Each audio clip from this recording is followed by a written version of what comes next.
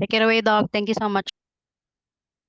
Thank you, Mia. And welcome to everybody. Thanks for taking this time. Day before Thanksgiving, you guys. Hey, man, we got some good attendance right here. Hopefully, the class is worth it. Um, Look, I do invite any kind of feedback or questions as we move through. One thing that I don't want to do is make this a 2 hour training, you guys. So if we can limit the questions to stuff that is on topic as we go in and not bunny trail and or deep dive. Here's one thing about this presentation that I can tell you all is I'm probably going to have another one in 2 to 3 weeks, and the next one that I have, I'm going to have one of my friends that is a pretty high level person in an AMC, and he's going to come on here and talk about maybe how to identify really good properties and the value increase that you can get from certain amount of money you put into a house. So kind of a guaranteed percentage when you're talking about getting properties that might need a little bit of love or might need a little bit of a rehab or something like that, and how a more predictable scale as to how those values can increase. All right, so that'll be in 2 3 weeks from now, and by all means, we'll have it on the same thing here. We'll record the class, look for it, and hopefully today will work for you as well with just the basic numbers. And then on top of that, at the end of this, I'm going to give you guys access to this presentation itself. And then on top of that, the link. So Ariane, you should have gotten that link earlier from Deza. Do me a favor and share it in the classroom chat. This presentation was put together on Canva. So you guys should have a free version of Canva. And if you want to make it your own, you can edit it with the link that is provided at the end of the presentation. All right. So let's go ahead and get started on building generational wealth through real estate, cash out refi for investment purchases. What spawned this class so quickly is I already had a training written on it, and I was having a good conversation with a buddy of mine that I've known since high school. And, he's a general contractor, as a matter of fact, and also sitting on a ton of equity. And, we were talking about things, and he was talking about my videos that he sees on Facebook. And he was like, yeah, I'm just this, that, and the other. And then I started talking to him about his circumstance, and we barely touched the situation of using the equity for generational wealth. And then he reached out to me a couple days later and said, hey, man, look, I can't get that off of my mind since we were talking about it. Would you do me a favor and send me a video on it? And I said, look, I'm going to send you a Zoom link. We'll talk about it on Zoom and we'll get it wrapped up. And he was like, hey, man, can you send me a video on it? So what that kind of taught me as a loan officer is when you're dealing with a multi-level thing, maybe it's best to do a video on it. Maybe it's best to do something that is a presentation that they can not only reabsorb in several viewings, but maybe show their spouse in another viewing, maybe show their family in another viewing. Maybe it can go a little more viral if they show multiple people. So that's the reason for this video. So Don, my buddy Don, this one's for you, bro. All right, so let's start out. Cash out refi investment purchases. We're going to just go to the next slide here. Can everybody see my screen okay? Somebody give me a thumbs up. All right, we're good. Introduction. Imagine empowering your clients to build lasting wealth for their families. Training explores how to leverage cash out refinances or your current equity, all right, on existing properties to invest in real estate, unlocking the potential for significant financial growth, all right? Let's not get too far into that. Opportunity. Many clients aspire to build generational wealth but lack clear path. This is basically going to give your clients the map, all right? By combining the real estate expertise, which some of you are duly licensed, some of you are not, but have loan officer experience, along with the loan options, you can guide them towards achieving the goals. Without the current high home equity levels that they have, you can basically untap those resources that have been waiting to be utilized. All right. The question remains is most everybody in America is sitting on equity. So what is that equity? Is it rainy day equity? And that's what I call it. Are you just sitting on it to have it, or are you going to use it to build wealth? That's what it really comes down to. Let me just do it the way it's supposed to be done.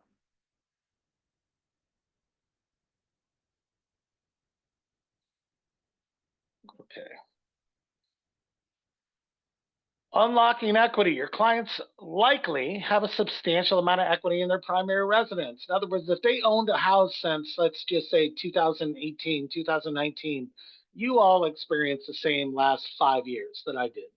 I mean, maybe not at the same level. Here in Arizona, we saw a couple years in a row with like 30 something percent appreciation. It was crazy. So if you bought in 2019, you're more than likely sitting on a few $100,000 of equity. And that's just the reality. Now, a lot of people bought before then. A lot of people have multiple properties that have all achieved equity. The equity amount is kind of not as important on this because you can still do it based on the current level of home prices. In other words, Arizona might have a lot more appreciation and a lot more equity in dollar amount, but our price point is much higher. Other areas, maybe less equity, maybe less appreciation, but their price point is much lower. Hence, the same appreciation works in the same scale of all of this. So keep that in mind.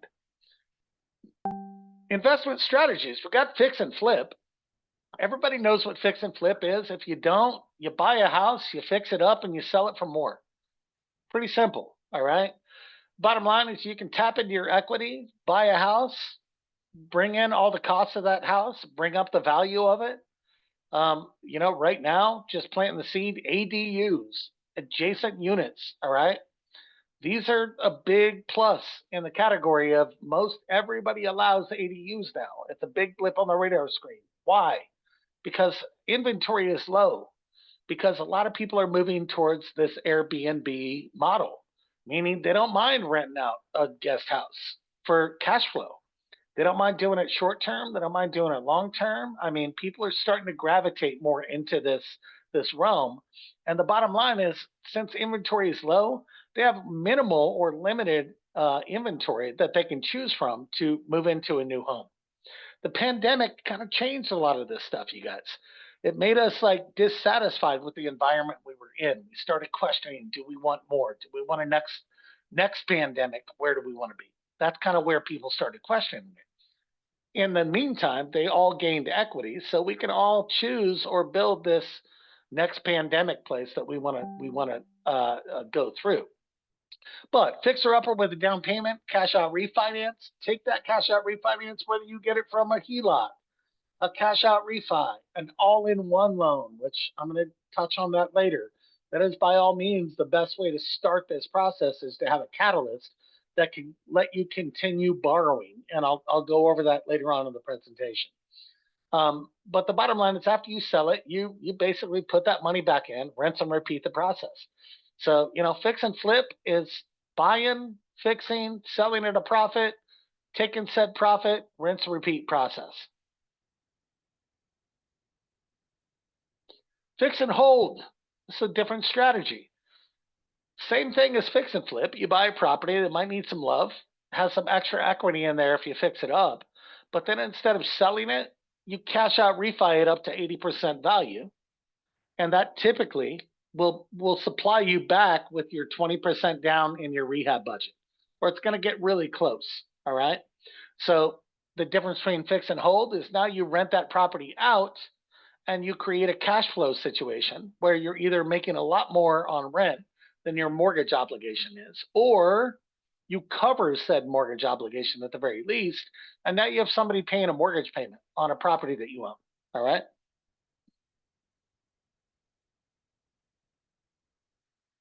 Quantifying the impact. All right. This is where we're going to do the math part of this. All right. And let's assume that a home value is increased from, say, a $300,000 purchase in 2018 to 650 current day.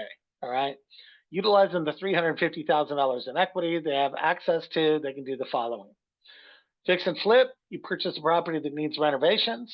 $300,000 purchase requires a 20% down payment. That's 60 grand. Renovation budget, let's just throw 55,000 out there because that's what I chose. We'll bring the future value of the property up to about 425. All right. Invest $130,000 down payment in renovation and down payment. Actually, down payment and renovation in the property. That slide, that part was supposed to be removed.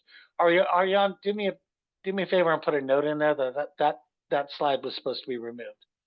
All right, so after you do this renovation, you sell the property for 425. Now the 130 is actually 115. It's 55,000 in renovations and 60,000 down payment. All right, but you owe 240 on the property. So if you sell it for 425, all right, now you have a net profit of $100,000 in real estate and minus your real estate expenses, and you rinse and repeat that process. All right, that's fix and flip. Fix and hold, different strategy, same exact equities, same exact everything, but you purchase a property that needs renovations, $300,000 purchase, $60,000 down payment, renovation budget, current property value, post renovation, cash out refi at 340 allows you to recuperate $100,000, meaning you owe 240 after you put 60 grand down on a $300,000 purchase, minus the real estate commissions. All right, you almost recuperate what you spent. All right, now this almost meaning $115,000 is what you spent, and you're getting 100 grand back minus real estate commissions.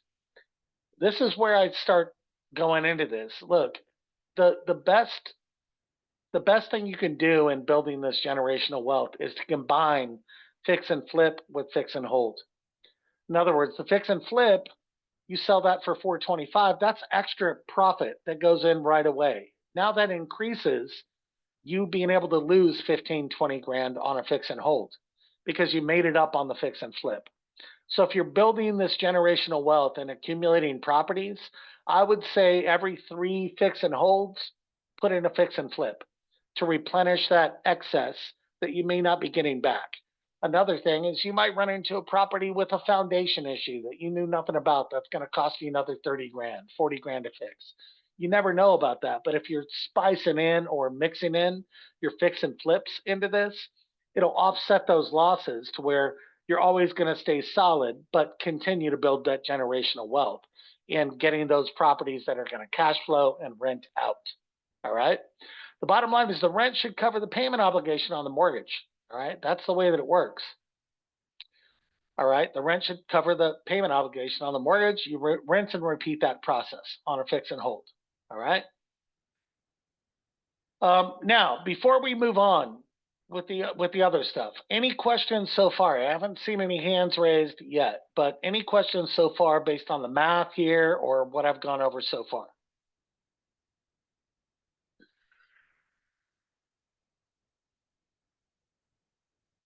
That surprises the shit out of me, but let's go. All right. What do you got, Alan? So my question is, if someone he owned the property and he want to do rehab and refinance, does that included in same concept? Yeah, I mean, the bottom line is he would just do, a 2-step refi. He would get the rehab money out. He already owns the property. I'm guessing that it's free and clear. Yes. Okay, so he would get the rehab money. And then instead of paying off a mortgage, he's going to pay off that rehab money when he refinances it into a DSCR loan.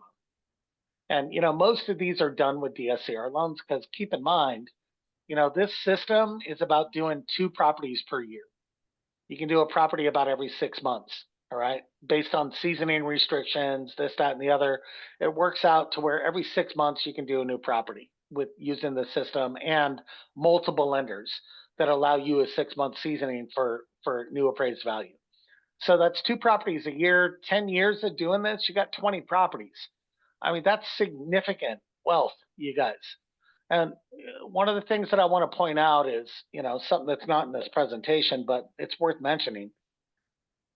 I'm a little older. I'm still 1 year younger than the average loan officer is, but I'm a little older. And I got to tell you, when I was a kid, the word millionaire meant you didn't have to worry about shit. Your family didn't have to worry about shit. Your kids didn't have to worry about shit. You were set. A millionaire, you were set. I want you guys to revisit that word millionaire nowadays. A millionaire means you have $1 million worth of net assets. All right. You can own 2, 3 properties and be a millionaire nowadays. And I got to tell you, you're not set. It doesn't have that same security that it once had. It doesn't have that same je ne sais quoi that it once had. It doesn't have that same allure. Your kids are not set. This could all go away with a bad market or a few bad decisions. Hence, the millionaire now is like the new middle class. Do you see where I'm going, you guys? Like, if you're a millionaire now, it's like a new middle class. It's like you got to get 20 properties to start getting into like okay, my family's going to be good for a long time. You got to get a lot of properties to get into that area. The millionaire now is the new middle class. Just had to throw that out there. Alon, did that answer your question? I know that I gave you a little Yeah. extra, but. Yes, I have another question about the 115,000. This amount, can we get a loan out of it? Because it's, 115,000. Yeah, the whole point is to pull it from current equity that you have, not cash. The whole point is most everybody, if you've owned a home for 5+ years, is sitting on a few $100,000 in equity. Because most everybody experienced that same equity growth, especially in the last 5 years. So the bottom line is, are you sitting on the equity and just letting it sit, or are you turning it into more equity and more wealth? More equity, more wealth is basically utilizing the equity to create more wealth. That's what it really comes down to. That answer the question? Yeah, thank you so much. Anybody else? All right, client sustainability or suitability. Ensure that this aligns with your client's risk tolerance and financial goals. This kind of goes back to what I was talking about before with, certain price points. California, much more equity, much more appreciation, way higher price point. Alabama, way lower price point, way less appreciation, but still in the same kind of percentage aspect. So, even though you'll not have as much appreciation, you'll also have way lower price points and way less, maybe rehab budgets, to bring it up to snuff. DSCR loans are highly recommended on these because, eventually your client's not going to be able to qualify. Another thing is you go Fannie Mae, Freddie Mac, you're limited to some lenders of 5 loans, and that's it. Most of the time you cap out at 10. Once you go DSCR, you can have as many as you want. So there's no cap on this. So DSCR loans, debt service coverage ratio, if you don't know about it, take a training on it. The bottom line is you're covered on the loan by the rent covering the payment obligation. PITI, principal, interest, taxes, and insurance. So as long as the fair market rent in that area is covering that, you don't have to income qualify for it. You just got to come up with the 20% down payment, rehab budget, and then refi it into a DSCR loan. Now you're having somebody pay another mortgage payment, and you're building your family's wealth. Expert guidance. Partner with loan officers to navigate financing options and choose the right strategy for each client. Look, man, we got 99 as of right now, DSCR lenders. They're all different. They all have different guidelines. They all specialize in different stuff. Get out there, kick the tires, do the research, find the best option for your clients. They're all different, you guys. They're all different. And every client's going to be different. Don't get me wrong. There's probably going to be 5 top DSCR lenders that you'll use most of the time. But those 5 are going to be differentiated based on loan amount, credit score, LTV, whether they absorb a first-time home buyer or first-time investor, and maybe seasoning requirements, something like that. But you'll find out what those differences are. Beyond investments, empowering your clients to build wealth, you create a lasting impact on the future. Look, man, you're not just doing a loan right now, you guys. You're changing somebody's family by showing them the map. And I need you to understand something. I mean, a lot of these homeowners just happen to luckily buy at the right time. And now they're sitting on 300 grand. What are you going to do with it? You got lucky. Are you going to get lucky again? Is that what you're going to do? Or are you going to actually follow some advice and make your money and make more money? because you have an opportunity to do one of two things. You can sit on this shit or you can make it earn. Don't sit on it. Let it earn, you know? Especially for real estate agents or general contractors. Look, if there's anybody in the room that knows what a rehab cost is, it's a general contractor. My guy Don, to you, like you're one that not only like knows the price point and can also shave a lot of money off of that price point for rehab, but then on top of that, you're creating business for your own business by buying and selling or buying and holding. You're now employing yourself for general contract work. So it's a win-win on both fronts. Equip your clients with knowledge and utilizing equity, all right? Talk to them about this. You can unlock a world of possibilities, help them achieve their financial aspirations. Remember, your guidance and expertise can truly be making a generational difference to your clients. You know, I want you to all think about 20 properties. Average, you know, value of a property in the nation is, I don't know, $300,000. You're talking about an amassed property value of $6 million. That's collecting 20 rents. I mean, what is that like? Passing that down to your children and the children after the children, and knowing that they all have a house that they could lay their head in if need be, or that generational wealth and building that equity just in the appreciation or the cash flow from the rents. All right. The other part about this that I did want to mention is that all-in-one loan right here. All right. Develop educational materials on cash out refinance strategies, partner with local contractors, property managers to expand your network. These are the people that are going to find this most appealing. All right. Host some workshops or seminars. All right. You guys all have access to this very training plus the link to it so you can go into Canva and make it your own. All right. And put on your own stuff. Go in and teach your communities how to build generational wealth by the equity that they're sitting on. All right. Track your clients' progress and share success stories, build trust, attract new clients.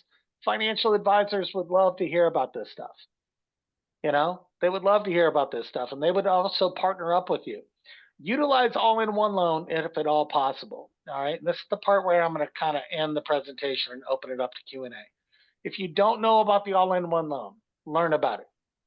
It's the first position HELOC that is a big deal when you're investing in real estate. And the reason why is because every time you do one of those, you know, investment properties, you're going to have to tap a source of funds. You're going to have to go find the 20% down. You're going to have to get the rehab budget. If you have an all-in-one loan, you get that loan one time, and now every property that you buy, because it's a first position HELOC, you pull from that, and then when you sell it or refi it, you put that money back in it, and you pull from it again the next property, and you pull from it again the next property. So you're the bank that you borrow from. Now, as the loan officers, we're still going to get you out of those loans so you can replenish the funding capability, meaning we're going to get you into a DSCR loan. So you're not going to lose their business. You're just not going to have them pay to access their equity every time they buy a home. They're going to pay you to do the DSCR loan, and they're get you out of that so they can replenish their funding capability to go buy the next house. Open for Q&A. What do you guys got? Wow, I did that in less than 30 minutes. Proud of me.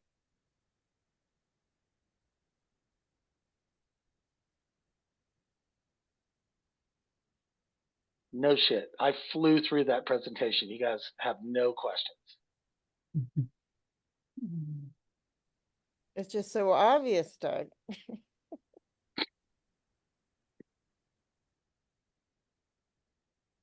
It's because you're so amazing. I didn't want to say it, but you're right, Brian.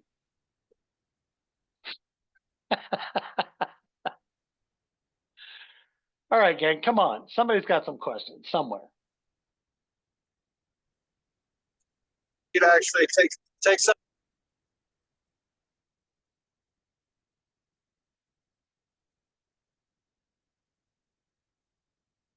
Is that my internet that's like, or is that somebody else's? I couldn't understand what he was saying. It's not yours because you're clear to Okay. me. Yeah, Okay. same. Anybody else? Questions?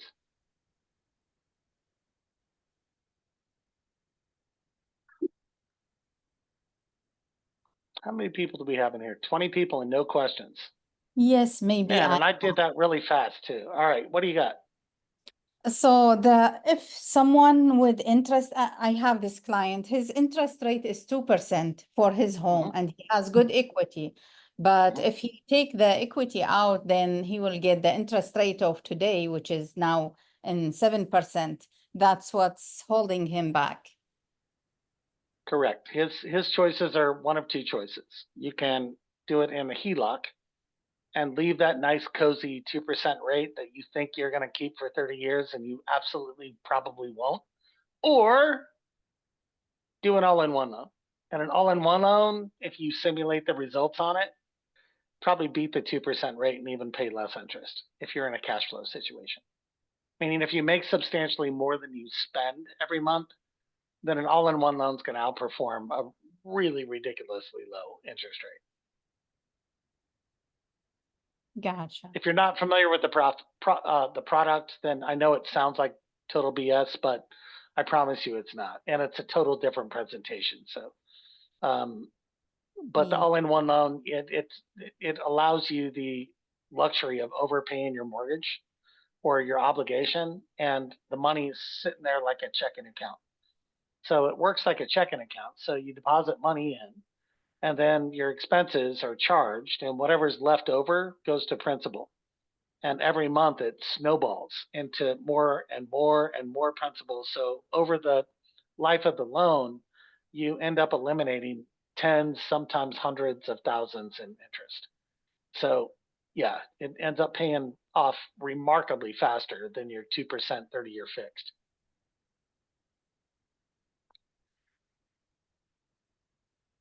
So all in one, you need the personal loan plus the mortgage? I recommend the all-in-one as the catalyst because, you don't do this program to buy one property. You do it to reinvest and reinvest and reinvest. And the thing about the all-in-one is, you're not talking about just pulling 20% plus a rehab budget one time ever. You're talking about doing that as a repetitive thing. So if you have an all-in-one loan, which is open-ended, meaning you can put money in and you can take it out. Then you can put money in and take it out, like a credit card almost, but a big one with several $100,000 of a line. So now you can put your 20% down, your rehab budget, sell the property or rent the property and do an 80% cash out, take the money from the improvements, put it back in your all-in-one, which brings the balance down, which allows you to borrow again. That makes sense? So you Yeah. become kind of the bank of you that you borrow from to acquire real estate. Makes it a lot easier to do all this stuff.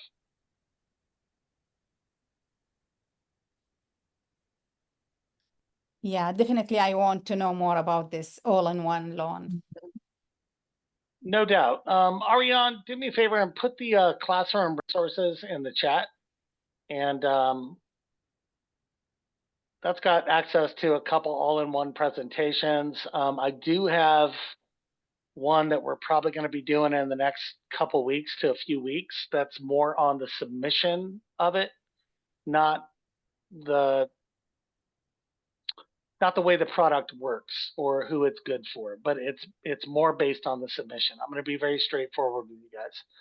All-in-one is probably the best product in mortgages to me because of the math part and the way it works for the right person. However, submitting those loans, it is not fun. It is not a good underwriting practice because it's a manual underwrite and they ask for everything and the kitchen sink, and it's not a pleasant process.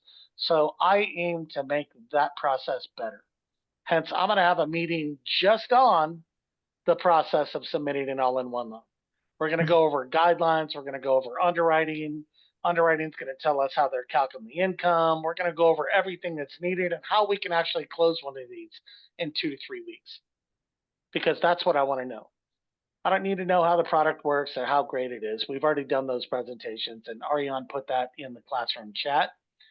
Ariane, do me a favor and put the same thing that Desert gave you today for the link for the, whatever this is called, this presentation, Canva. Yeah, there's the Canva. If you guys want to make this presentation your own, go ahead and save that. And now you can use Canva and change all the stuff to, you know, suit you. Take out, put in, do whatever you need to do. You can also find this video in LOS TV. And to show you where LOS TV is, for some of you that don't know, you're going to go to, I have a quick question while you're looking for LOS TV. here. If they LOS are TV not, is right there.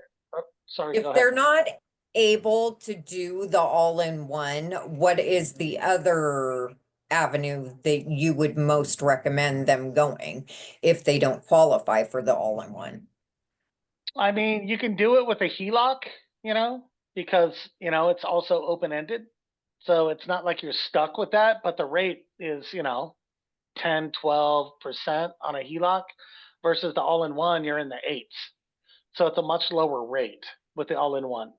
Plus that, you know, it's that all-in-one is like a continuous thing, whereas the HELOC, you always have a monthly payment. The all-in-one's a little different with that too. Is you can actually go months without making a payment on that, you know, so it fits into the investor world and things that happen rather than the perfect plan.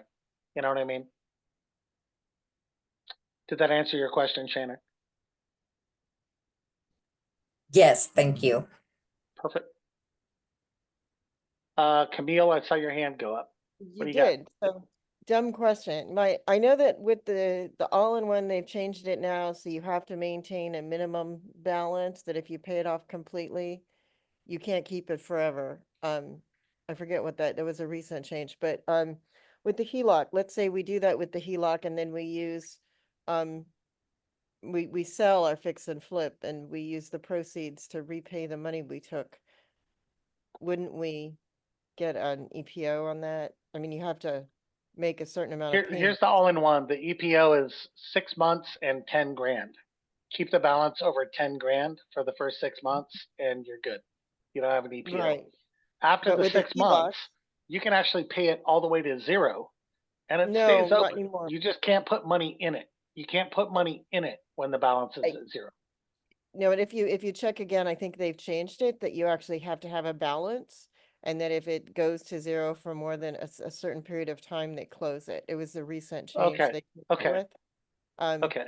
You don't want people having this line of credit that they haven't used and are sitting on for years. They want to make you actually use it. But with the HELOC, if we did that and we pay it back, you get an EPO, right? They have to hold it for at least 7 payments. 6 months, you got to keep the balance higher than 10 grand is the EPO. No, that's the all-in-one. Yeah. So we don't do that. We do a HELOC instead. Oh, the HELOC is 4 months. Okay. Yeah, The Axon Axon is HELOC 16, is. yeah, Yeah, the 16 Axon is weeks. 4 months. Yeah. Yeah, actually 6 months plus they can never go below 10% of whatever the original loan Yeah. balance was. Correct.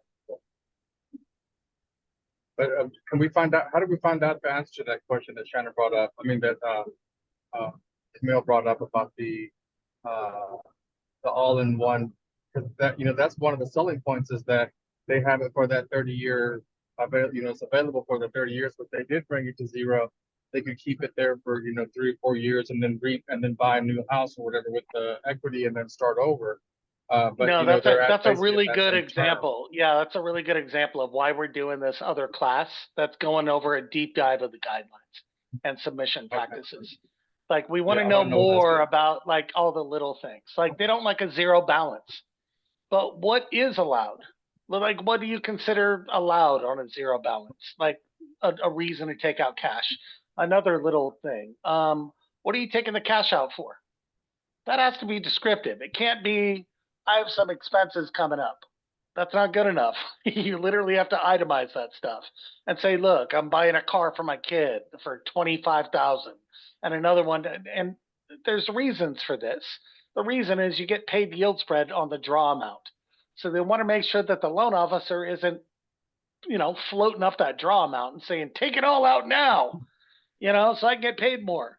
I mean, that's kind of what the whole reasoning behind all this stuff is. But I want you guys to know a little more deep dive of the guidelines going into the loan, so the loan itself goes a little more as planned, because it doesn't typically.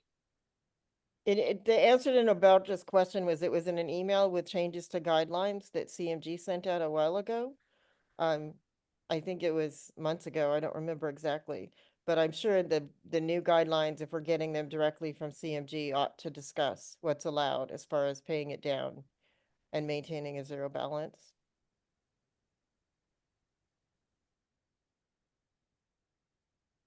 Was that a question? It was a Yeah. comment. He was Oh, asking yeah, about okay, that. yeah, and That's yeah, where yeah, that yeah. came from. It was in Yeah. an email they had with changes. They send them out all the time, but I don't know if they keep repeating it in every email. All right, any other questions that'd be good for the training itself? I mean, we can stop the recording and, you know, we can all go to my room if we need to and Q&A this, or if there's anything that's relevant for it. I don't want the training to go for, 60 minutes on just bunny trail stuff. We good? All right, you guys know where to find me. Thanks for flying Jet Nexa, I'm gonna come and see you. thanks for attending the training today. I'll see you guys when I see you. You going to your room Me- now? I have something else. Yeah, to Mia, talk- thank you for doing the recording on this, and I'll just look for it when I get it. And happy holidays to everybody. Thank you. Happy Bye-bye. Thanksgiving. Bye.